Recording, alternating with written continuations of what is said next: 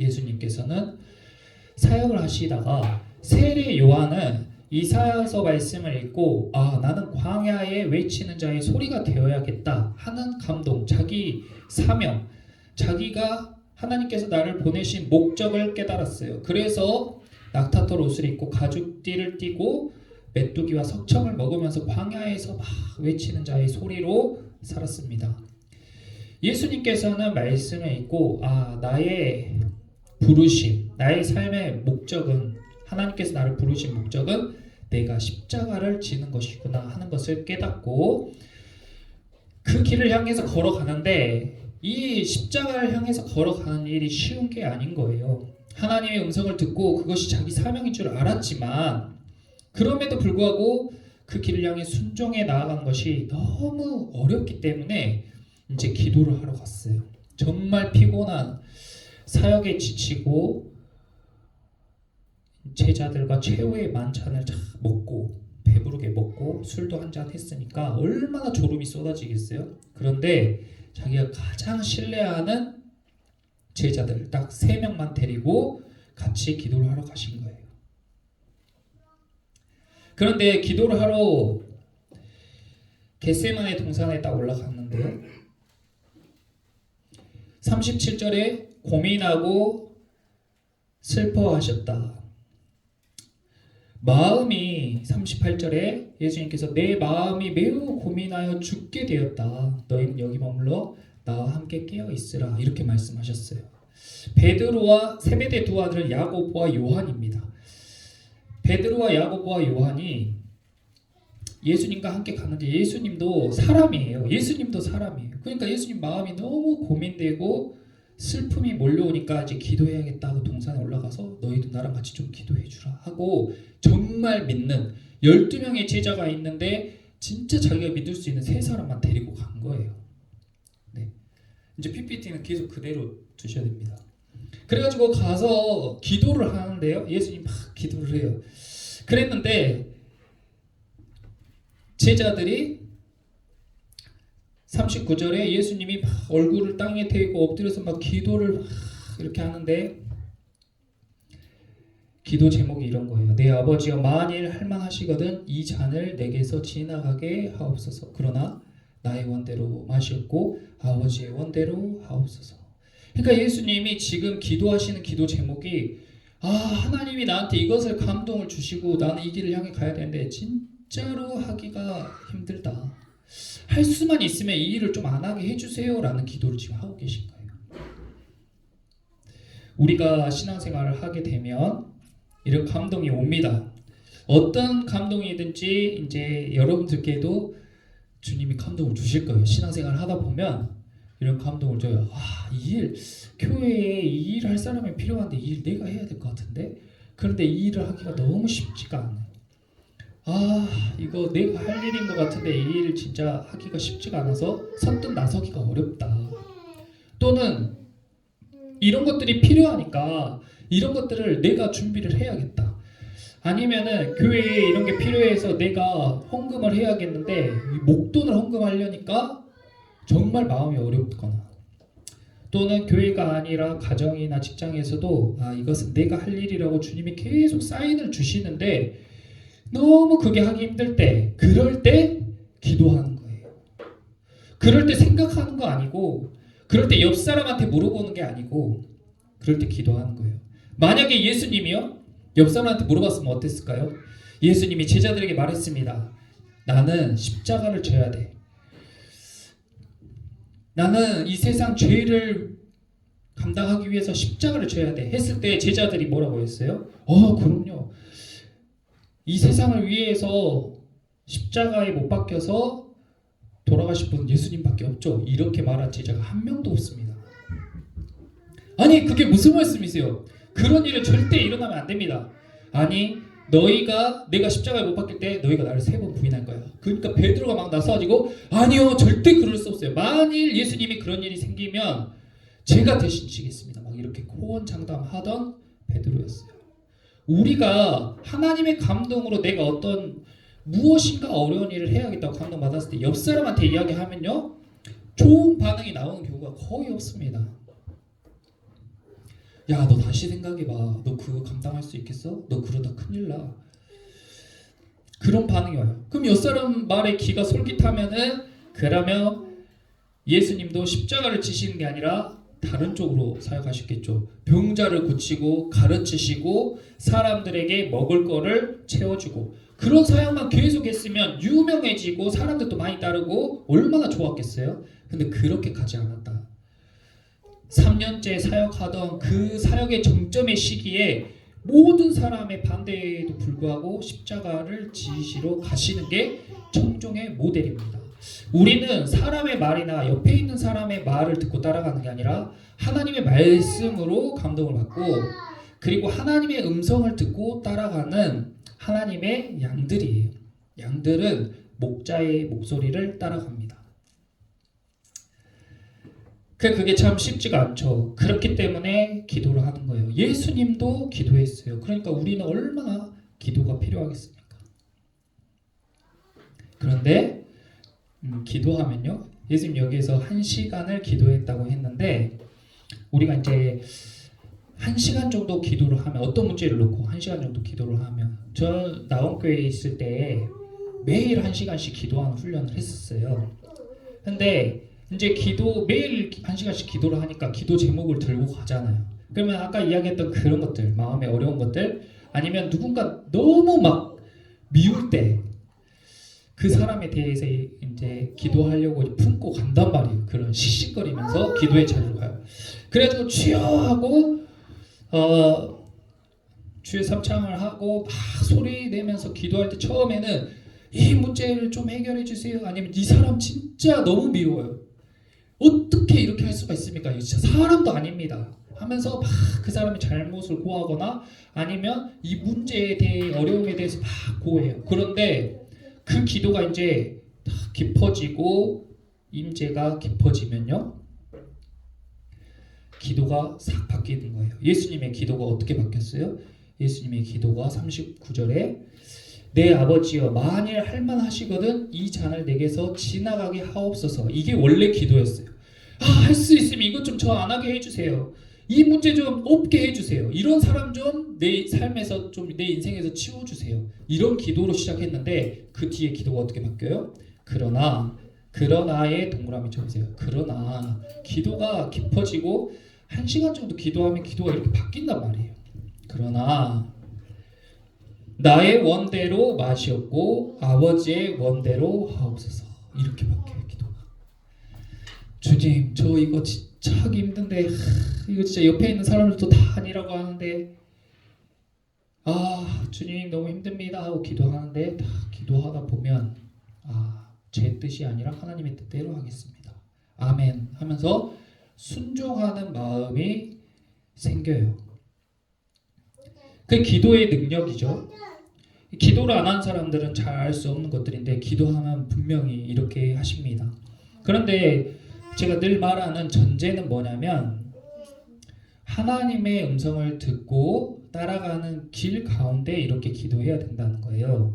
그 옆에서도 누군가의 말을 듣고 아니면 분위기에 휩쓸려서 사람의 설득으로 이렇게 하는 것은 옳지 않고 하나님께서 나에게 명령하시는 것이라는 확신이 들었을 때에 기도하면서 담대히 그 길을 나아가야 됩니다.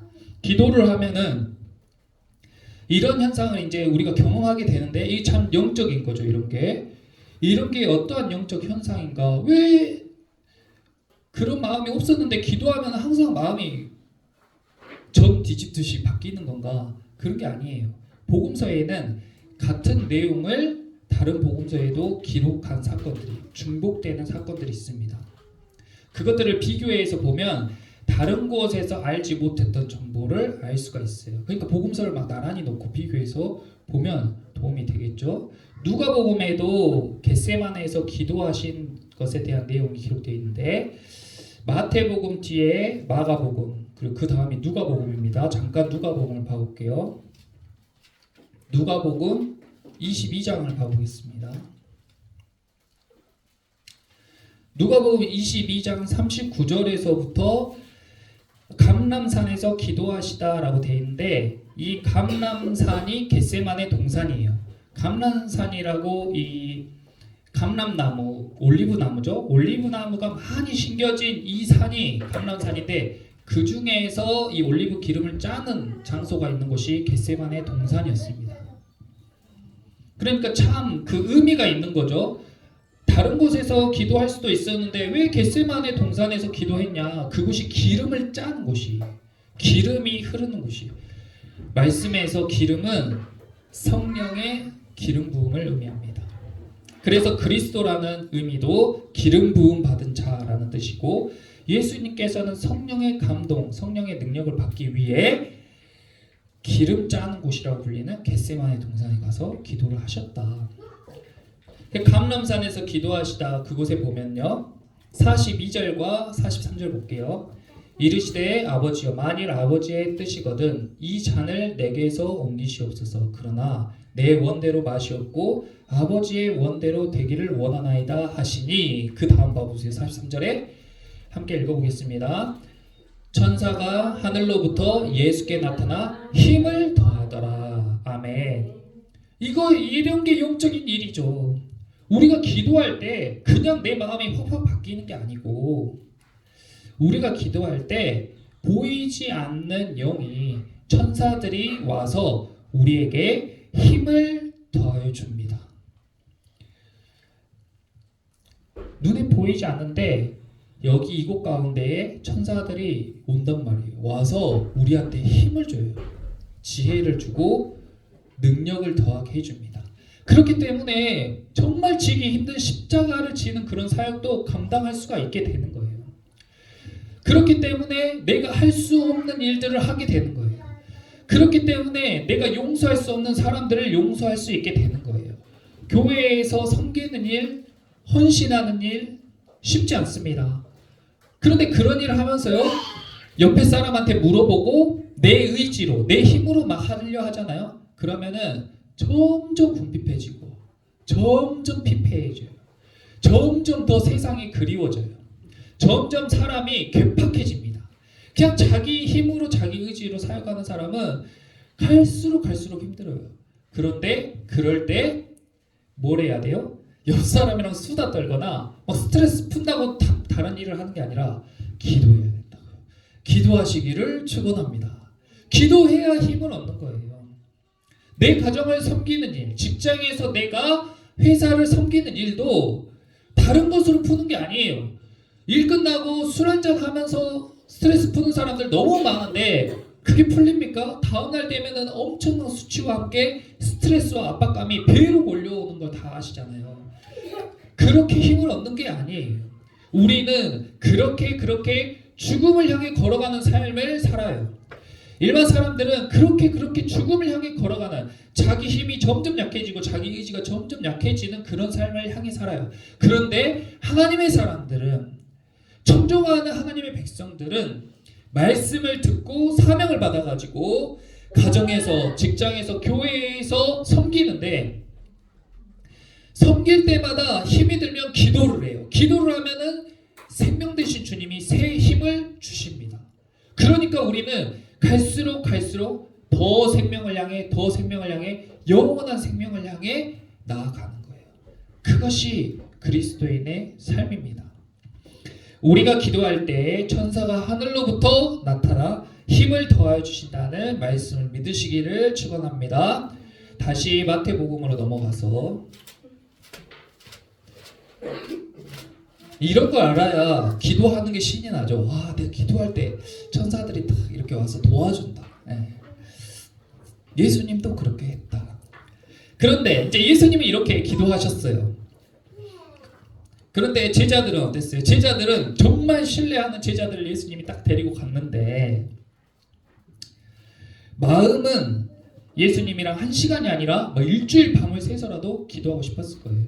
겟세마네 동산에 막 향할 때에는 나 진짜 예수님이랑 같이 진짜 뜨겁게 기도할 거야 하고 갔을 거예요. 그런데 정작 예수님께서 기도하셨다가 왔더니 어떻게 하고 있었습니까? 40절에 제자들에게 예수님이 다 가봤더니 그 자는 것을 보시고 그랬어요. 자, 자고 있었어요. 제자들이 자고 있었어요. 세상에. 예수님은 지금 죽으러 가는 길인데, 죽으러 가는 길에 정말 마음이 어렵고 힘든데 제자들은 자고 있었다. 그래서 예수님이 너희는 나와 함께 한 시간도 이렇게 깨어 있을 수가 없냐? 어떻게 너네 지금 여기서 자고 있을 수가 있냐? 이 그림과 같이. 예수님 저렇게 골머리 아프게 기도하고 있는데 제자들은 저기 자고 있는 거예요. 피곤하죠? 피곤하겠죠. 힘이 들겠죠. 교회는 주님의 몸입니다. 그리고 교회를 세우는 일은 예수님을 따르는 백성들이 함께 세워가는 것인데 우리가 지체니까 목회자는 교회를 세우기 위해서 막 기도하고 성도들을 독려하죠. 그런데 성도들이 마음은 충만해요. 하지만 그렇게 따라올 수 없는 것들이 있는 거예요. 제자들처럼. 왜냐하면 마음은 원이로되 육신이 약하기 때문에. 거기에 밑줄 그어보세요. 마음은 원이로되 육신이 약하다. 어쩔 수가 없습니다. 제자들이 예수님을 생각하는 마음은 끔찍해요. 그런데 마음대로 안 되는 게 사람 일이에요. 교회만 그런 게 아니고 직장에서도 마찬가지죠. 사장은 어떻게 해서든 회사를 살리려고, 사장은 어떻게 해서든 기업을 살리려고 밤새 고민하고 스트레스 받고 머리 빵꾸 날 정도로 골머리를 싸매도 직원들은 사장님 마음 같지 않은 거예요. 가정도 마찬가지죠. 가정도 부모님들은 어떻게 해서든 우리 자식들을 잘 키우고 이 가정을 잘 세우기 위해서 스트레스 받고 집 때문에, 차 때문에, 먹을 것 때문에, 입을 것 때문에, 공부시키는 것 때문에, 여러 가지 것 때문에 막 골머리를 싸매도 자식들은 부모님 마음 같지가 않은 거예요. 엄마 아빠 내가 다 해줄게. 내가 크면 다 해줄게. 제가 저희 엄마한테 엄마 내가 나중에 크면 엄마 세계 여행 시켜줄게 이랬대요. 전 다 까먹어버렸어요. 엄마가 저 컸을 때 영민아 엄마랑 했던 약속 기억 안 나니? 기억 안 나. 내가 뭐라 했는데 야 너 크면 엄마 세계 여행 시켜준다고 했잖아. 글쎄 난 기억 안 나. 기억도 못하고 막 뱉은 말인데 엄마는 그 말을 품고 평생 저를 키우신 거예요. 힘들어도 참고.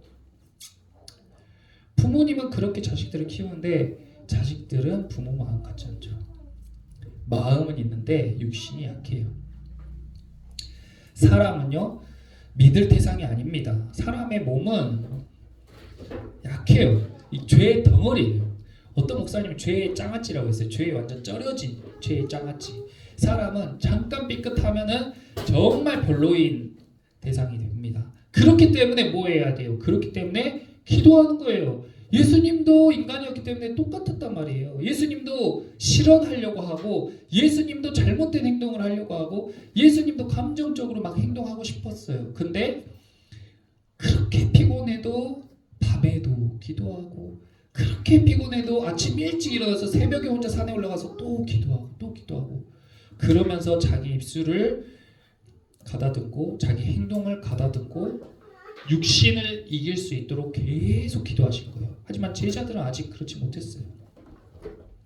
첫 번째 예수님이 딱 기도하러 갔다가 왔는데 제자들이 자는 걸 보고 베드로에게 야, 너 어떻게 한 시간도 이렇게 깨어있을 수가 없냐. 시험에 들지 않게 깨어서 기도해라 하고 42절에 다시 두 번째 나가서 기도했어요. 그리고 예수님 또 열심히 기도하고 두 번째 기도할 때는 이제 천사가 힘을 주니까 아버지여 만일 내가 마시지 않고는 이 잔이 내게서 지나갈 수 없거든. 아버지의 원대로 되기를 원합니다. 기도하고 다시 제자들에게 43절에 와왔어요. 그때 그들이 또 자고 있는 거예요. 세상에. 그것은 그들의 눈이 피곤함이라. 눈이 피곤함 밑줄 그어보세요. 눈이 피곤해. 막 뜨려고 예배 시간에도 그런 사람도 있어요. 뜨려고 자기는 막 뜨려고 안간 입쓰는데 눈꺼풀이 계속 감겨. 눈이 피곤해. 막 눈을 뜨려고 안간 입쓰는데 눈이 막 감겨. 그리고 또 기도하자고 눈을 감았는데 그대로 잠들어 버린 사람이 있어요. 일상이 피곤하죠. 일상이 바쁘죠. 제자들도 일상이 피곤하고 일상이 바빴어요. 근데 정말 중요한 타이밍에 정말 중요한 기도를 해야 될 때 하지 못했다. 세 번째 44절에 제자들을 두시고 세 번째 같은 말씀으로 기도하러 갔어요. 그리고 제자들에게 와서 이제는 자고 쉬어라. 이제 그냥 자고 쉬어라. 됐다. 이제 됐다. 이 제자들이 시시한 제자들이 아니었어요. 갈라디아서 2장 9절에 보면요. 또 기둥같이 여기는 야고보와 게바와 요한도 이렇게 딱 3명 이렇게 같이 기도하러 갔던 그 제자 딱 3명을 지칭했어요. 기둥같이 여겼던 제자들이었습니다. 그리고 오늘 본문 말씀 바로 앞에 보시면요. 31절부터 31절에 오늘 밤에 너희가 다 나를 버리리라. 오늘 밤이에요. 오늘 밤에 너희가 다 나를 버리리라. 기록된 바 내가 목자를 치리니 양의 떼가 흩어지리라 했어요. 방금 예수님이랑 같이 만찬을 즐기고 그리고 이 중에 한 명이 나를 팔 거야 라고 이야기했을 때에 제자들이 저는 아니죠. 예수님 저는 아니죠 하고 이야기할 그때 그리고 그 이야기가 딱 끝나고 그리고 예수님이 제자들에게 오늘 밤에 너희가 다 나를 버릴 거야 하고 이야기를 했어요. 그러니까 33절에 베드로가 모두 주를 버릴지라도 나는 결코 버리지 않겠습니다 이렇게 말했단 말이에요. 그러니까 34절에 예수님이 너희가 오늘 밤 닭 울기 전에 3번 나를 부인할 거야. 근데 베드로가 내가 주님과 함께 죽을지언정 절대 부인하지 않겠습니다. 다른 제자들도 저도요 하면서 말했어요. 그리고 기도하러 갔는데 바로 잔 거예요. 기둥같이 여겼던 제자들.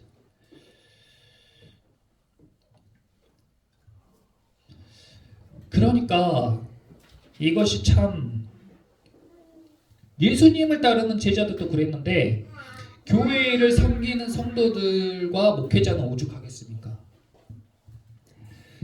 여러분만 그런 게 아니라 저도 마찬가지죠. 저도 예수님이 이 교회의 머리 되셔가지고 처음 사는 교회를 세우시려고 계획하고 뜻하시고 막 기도하면서 끌고 가고 계시는데 목회자인 제가 졸고 있고 자고 있고 눈이 피곤하고 얼마나 답답하시겠어요.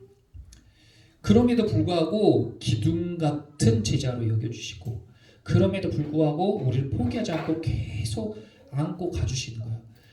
예수님께서 우리를 위해 기도해 주시고 성령께서 친히 우리를 위해서 우리에게 필요한 기도를 해주시는 줄 믿습니다. 계속 그렇게 우리를 끌고 가주시는 거예요. 그런데 이 제자들이 이렇게 형편없이 보였던 제자들이요 딱 바뀝니다. 언제 바뀌냐면 사도행전에서 이 제자들이 확 바뀌어요. 엄청난 하나님의 사람들로 변화돼요. 베드로가 막 설교를 하는데 3,000명이 회개하고 돌아옵니다. 그리고 예수님을 믿음으로 예수님을 시인하면 죽일 거야 하는데 야고보는 죽어요. 순교해요. 베드로도 나도 죽여라 하고 나중에 난 예수님과 똑같이 죽을 수가 없다 하고 십자가에 거꾸로 못 박혀 죽었다고. 요한은 가장 오래 살아서 요한복음까지 기록했는데요. 유대 전승에 보면 요한을 잡아가지고 끓는 기름에 집어 던졌는데 거기서 튕겨져 나와서 죽일 수가 없으니까 귀양을 보내가지고 사람이 없는 섬에서 막 힘든 노동을 시켜가지고 오랫동안 살게 했답니다. 그렇게 예수님의 기둥 같은 제자들은 정말 기둥 같은 역할을 하는 거예요. 그 시점에 어떻게 그렇게 됐는가? 그것은 예수님의 십자가를 바라보고 갔을 때에는 제자들이 다 흩어졌어요. 예수님 말씀처럼 다 부인했어요. 그런데 예수님께서 십자가를 지시고 난 이후에 3일 뒤에 부활하시는 것을 목격하고 예수님의 부활의 능력을 목격하고 그 능력을 힘입은 이후에는 완전히 다른 사람으로 변화가 됐습니다. 우리도 마찬가지로 신앙생활을 하고 교회를 세우는데 내가 하는 일, 힘든 일, 십자가를 바라보고 가면 우리 다 흩어져요. 다 예수님을 부인해요. 자기 살 길, 자기 앞길 찾아서 다 떠나버립니다. 그러니까 우리는 십자가가 아니라 십자가의 너머에 있는 부활의 영광을 보고 나아가야 될 줄 믿습니다.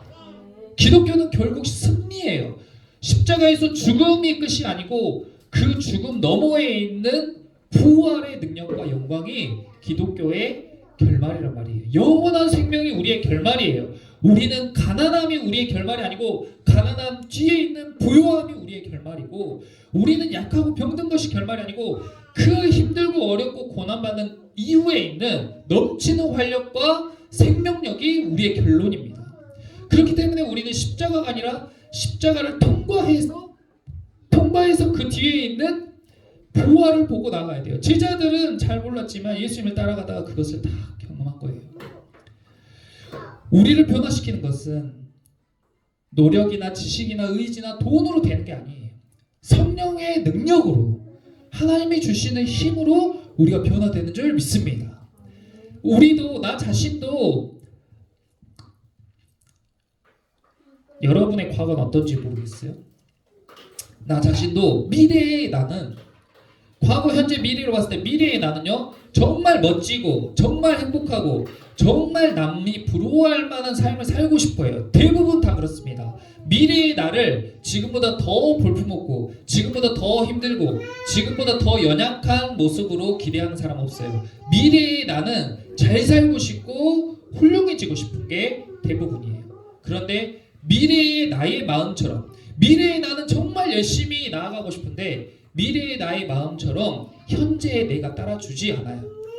그리고 현재의 나와 마찬가지로 과거의 나도 그렇게 나이스하지 않습니다.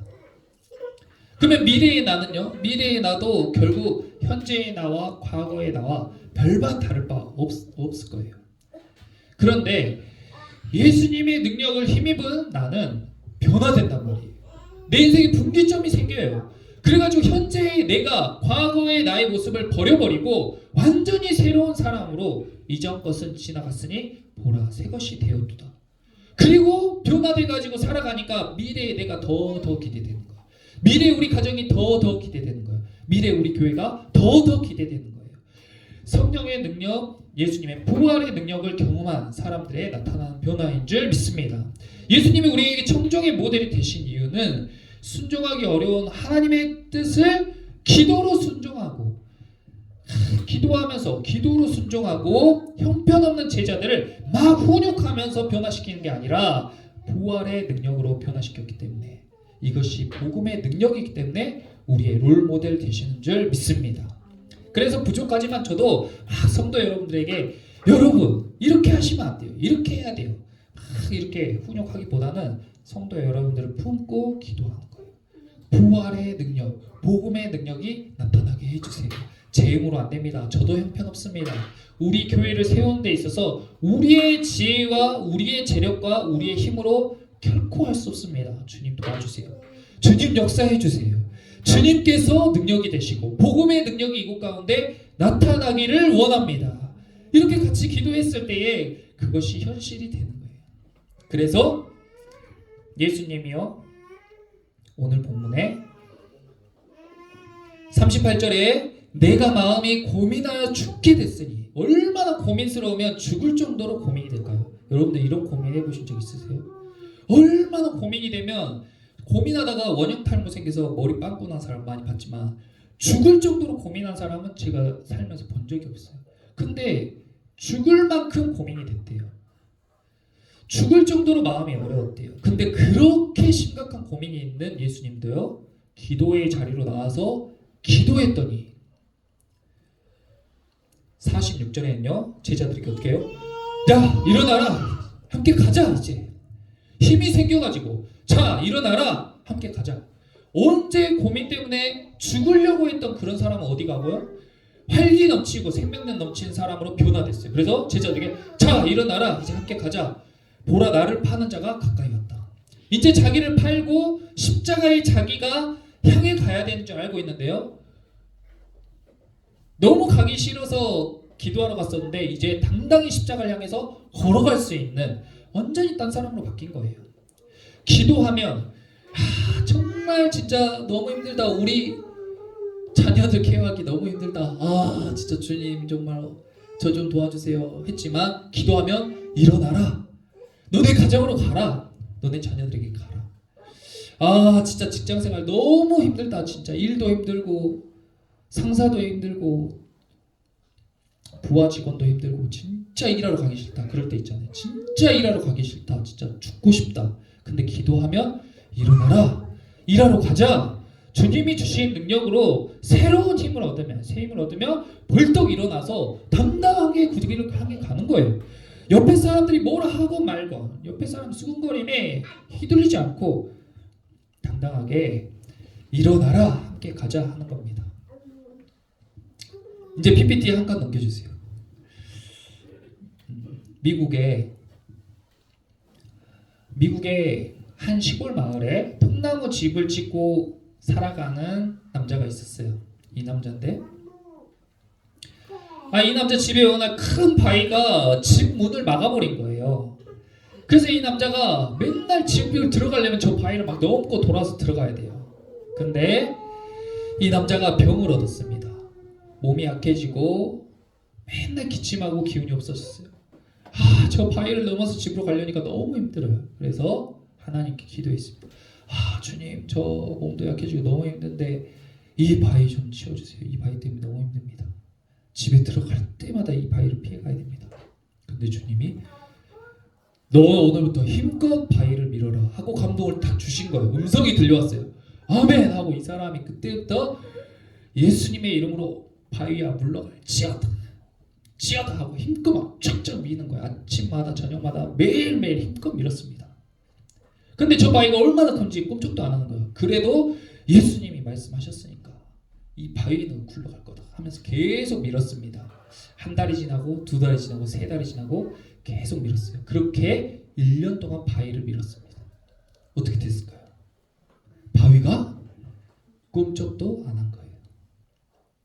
너무 낙심해가지고 기도했어요.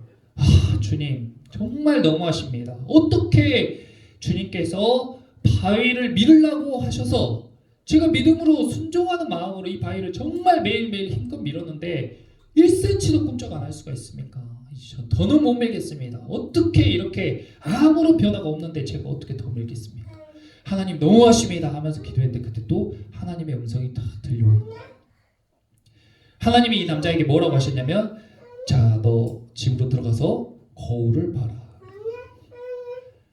근데 집에 가서 거울을 봤더니 삐쩍 마르고 유약했던 자기의 허리가 쫙 펴져 있고 몸이 근육질로 바뀌어 있는 거예요. 그리고 생각해봤더니 몇 달 전부터 매일매일 하던 기침이 끊어진 것을 느낄 수 있었습니다. 그러니까 이 사람은 저 큰 돌이 문제라고 생각했어요. 저 큰 바위가 문제라고 생각했어요.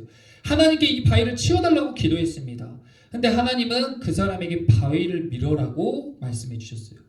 그래서 이 사람은 바위를 밀었더니 바위가 치워지는 게 아니라 약했던 자기의 몸이 건강해졌다는 거예요. 하나님의 음성은 이렇게 우리 가운데 나타나는 거예요. 내 삶의 문제, 내가 치우고 싶은 것들, 그런 것들 기도하면 응답해 주시는데 그것이 어떤 뜻에서 어떤 결과를 가져올지 우리는 몰라요. 내가 만약 병을 얻었어요. 병을 낫게 해달라고 기도했는데 아무리 기도해도 병이 안 나아요. 그래도 내 삶에 변화된 것과 나아진 것이 반드시 있다는 겁니다. 그것을 붙잡아야 돼요. 그리고 그 너머에는 정말 절망스러워 보이지만 그 너머에는 더 깊은 하나님의 뜻, 더 큰 하나님의 선물이 기다리고 있는 줄 믿습니다. 그래서 예수님을 신뢰함으로, 의지함으로 기도해야 돼요. 예수님은 하나님을 신뢰했어요. 하나님이 십자가를 지라고 했지만 도대체 왜 십자가를 지라고 합니까? 살인자나 지는 가장 극심한 형벌인 십자가를 제가 왜 져야 됩니까? 따지지 않았어요. 하나님의 뜻이면 제가 그렇게 하겠습니다. 아버지의 뜻이면 제가 그렇게 하겠습니다. 죽을 만큼 하기 싫은데 하나님의 뜻이면 제가 그 길을 가겠습니다 하고 간 거예요. 근데 하나님이 예수님을 부활하게 하실 줄 제자들은 알지 못했죠. 우리 삶 가운데서도 주님을 신뢰하고 주님을 의지하며 말씀을 믿고 나아갈 때에 주님께서 이런 부활의 능력을 경험하게 하실 줄 믿습니다. 때로는 십자가와 같은 고난이 우리 삶 가운데 찾아올지라도 그 너머의 부활의 영광을 바라보세요.